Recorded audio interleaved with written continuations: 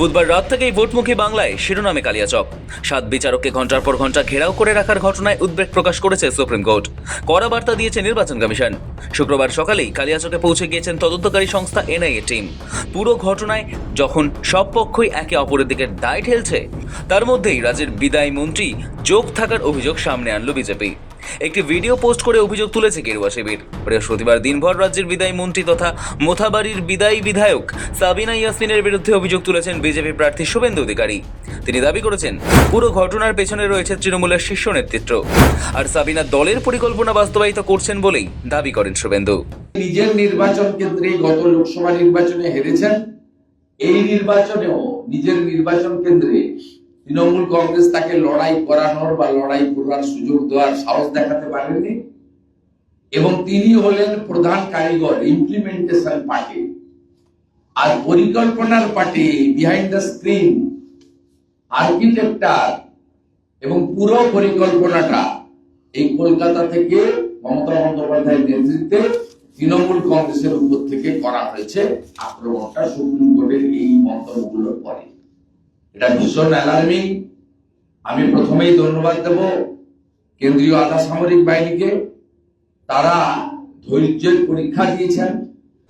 ঠিক তারপরেই দেখা যায় বিজেপির আইটি সেলের প্রধান অমিত মালব্য এক্স মাধ্যমে একটি পোস্ট করেন।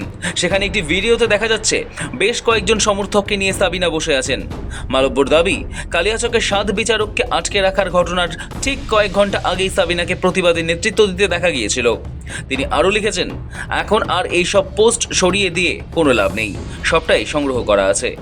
এই ভিডিও পোস্ট করে সুপ্রিম কোর্ট ও নির্বাচন কমিশনের দৃষ্টি আকর্ষণ করেছেন অমিত মালব্য।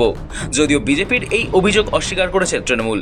তাৎপর্যপূর্ণ বিষয় হলো, কালিয়াচকের ঘটনায় ক্ষোভ প্রকাশ করে বৃহস্পতিবারই তৃণমূল সুপ্রিমো মমতা বন্দ্যোপাধ্যায় একদিকে কাঠগড়ায় দাঁড় করিয়েছেন স্বরাষ্ট্রমন্ত্রী অমিত শাহ, অন্যদিকে আক্রমণ শানিয়েছে মেম প্রধান আসাউদ্দিন ওয়েসি এবং আম জনতা উন্নয়ন পার্টির হুমায়ুন কবিরের দিকে।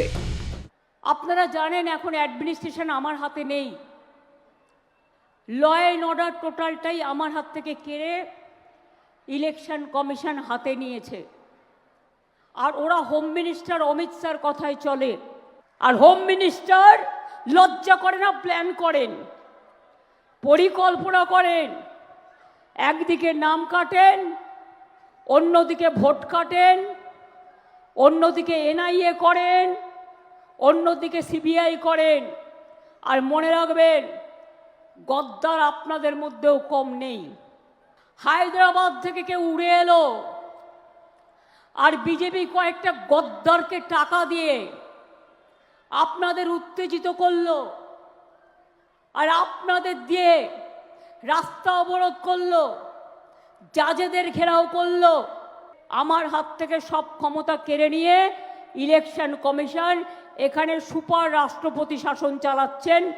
কারণ এখানকার চিফ সেক্রেটারি আমার সাথে আজ পর্যন্ত কল অন করেনি, আমাকে কোনো ইনফরমেশন এরা দেয় না।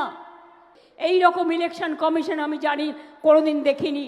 সম্পূর্ণভাবে ব্যর্থ হয়েছেন ল অ্যান্ড অর্ডার মানে প্রশাসনে রাখতে। এটা আমার দোষ নয়, আমার হাতে কিছু নেই, আমার কাছ থেকে সব কেড়ে নেওয়া হয়েছে, এটা ইলেকশন কমিশনের দোষ। মমতার এই মন্তব্যের 24 ঘন্টাও কাটেনি, তার মধ্যেই মূল চক্রী মিম নেতা মোফাক্কিরুল ইসলাম গ্রেপ্তার। পেশায় আইনজীবী ইটাহারের বাসিন্দা মোফাক্কিরুলকে বাগডোগরা বিমানবন্দর থেকে গ্রেপ্তার করে পুলিশ। এদিকে বৃহস্পতিবারই গ্রেপ্তার করা হয় মোথাবাড়ির আইএসএফ প্রার্থী মৌলানা শাহজাহান আলীকেও। ইতিমধ্যেই তদন্তে নেমেছে এনআইএ। ফলে সব মিলিয়ে মোথাবাড়ির ঘটনায় শাসক বিরোধী তরজা তুঙ্গে। তনুজ জৈন ও সৌভিক সান্যালের রিপোর্ট, সময় কলকাতা।